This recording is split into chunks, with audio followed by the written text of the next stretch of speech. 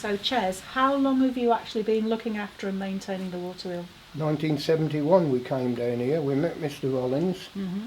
and he sort of pleaded with us Yeah. to come down and see whether we could give him a hand. Mm. I think there was a dozen of us who started, and like I say, it was in such a mess, it was falling to bits. The bearings were shot, the wooden pallets were broken, gone rotten. This was a swamp. Mm. And so it seemed like a good idea at the time to give Mr. Rollins a helping hand. Okay. But I never thought it would go on for nearly 50 years. Can you tell me a little bit your maintenance schedule for the Waterwheel? When's the best time, do you think, to actually paint it? Well, I usually paint the wheel in May, because the humidity's just right. Yeah. And I promised the corporation when they done it up that I would look after it. Okay. And I'm still here now. The tank we clean out, well, I clean out once a year because things grow in it. And then the bridge, I put wood preserver on every 12 months. And that's looking after the outside of it. I can remember once the some of the cogs actually needed repairs, and that reminds me, we actually do have some of the wooden patterns that they use for all the maintenance and the repairs actually in the store. So if anybody needed them, they would be there. Yeah, down Crossgates. Down We Crossgates. put them down there because we ain't got no room here, you see. Because they're quite big. And they're quite big. So if anything goes wrong with the cogs or anything like that, they won't have to pay for the patterns, because that's where most of the money goes, you see.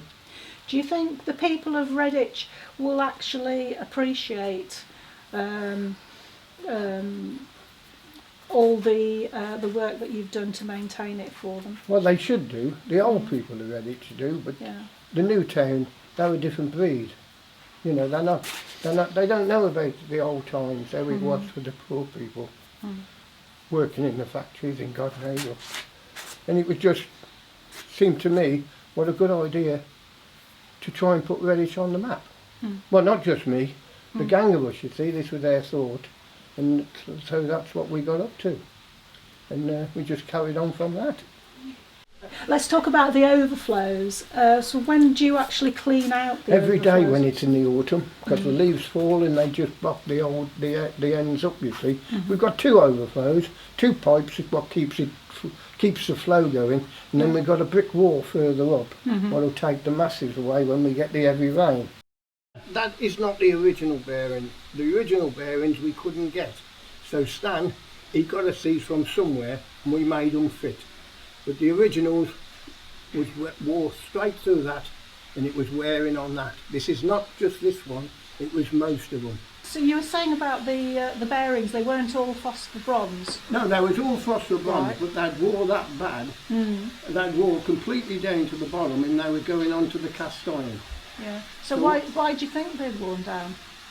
Just over the years, neglect. Okay. Because like they never looked after the place, they just worked it to death. Now this is the main bearing to the wheel. You've got a cast iron frame and you've got a cup bearing in there. You pack it up with grease and you just leave it. You check it at least 3 times a year to make sure the grease is still there. And away it'll go. So when you're maintaining and doing the oiling before you're starting the Waterwheel, how many points are there to actually oil? Well, usually when we work it for schools and everything under the sun, I oil it every day. The more oil, the better it is. But if you look at it, there's 92 oiling points. So you've got to use on every day 92 little squirts. The oil is very, very thick. It's good for the bearings and it's sticky, and the grease is remarkably sticky. One there. One there. One there. One there.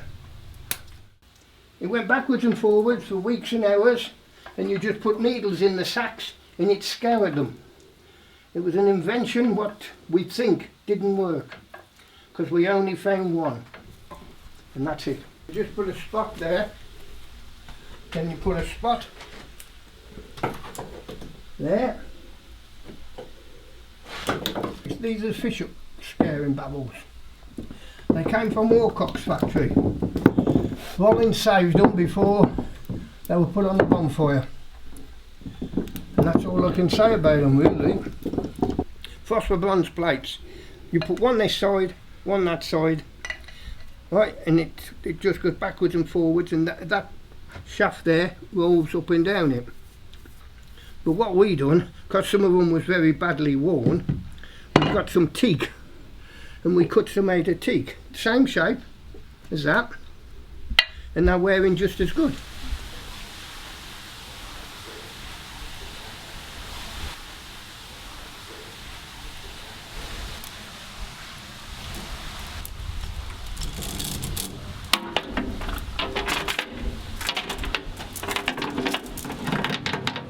Yeah, I put these wooden blocks in to stop it from going when nobody's here, and then when we want to start it up I have to take them out and then pinch the wheel around.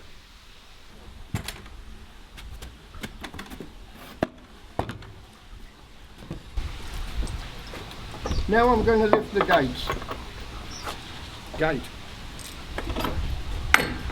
I'm putting the chain over the top of here. Then I'm getting my bolt. Is that in there?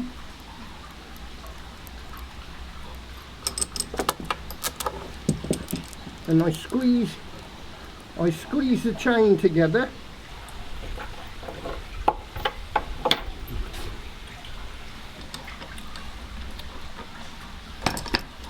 Now if you drop any of this in there, you've got to make sure it's clear of the gates, because when you lift the gates up you won't be able to close it, and if you can't close it the wheel won't stop. Now I'm eventually going to open the gate, not a lot, just a little bit.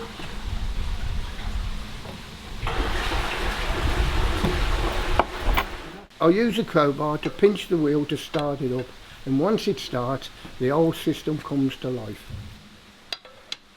The pit wheel and the driver are not the original ones.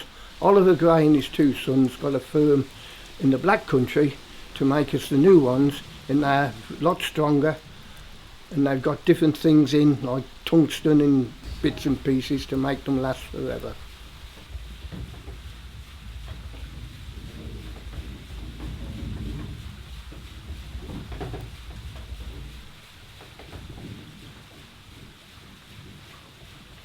Now I can start putting the beds on, ready for the scouring.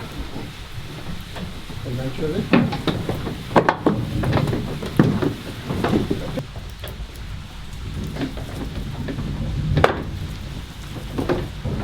These are scouring beds to make the needles beautiful and polishing. You put a set there, and away it goes. 8 to 10 hours.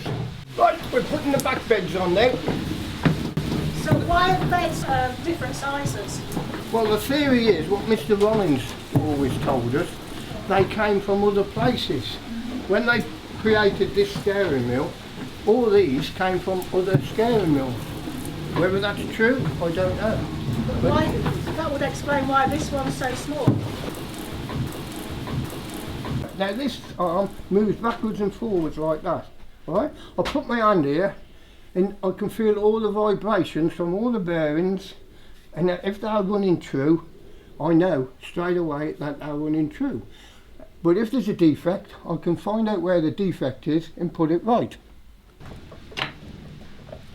I pull the lever, the barrel starts rotating, I put the needles in and the sawdust in, and it's all driven by the Waterwheel.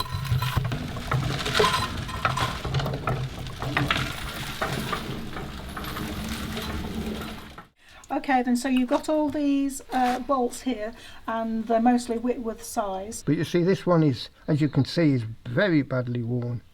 So what we've done, we replaced them with other ones, smaller ones than this, what was handmade by blacksmiths and everything like that, you see. But what you've got to remember, if anything ever goes wrong, you don't alter it at all, you just copy what's there. If you copy what's there, it'll last forever.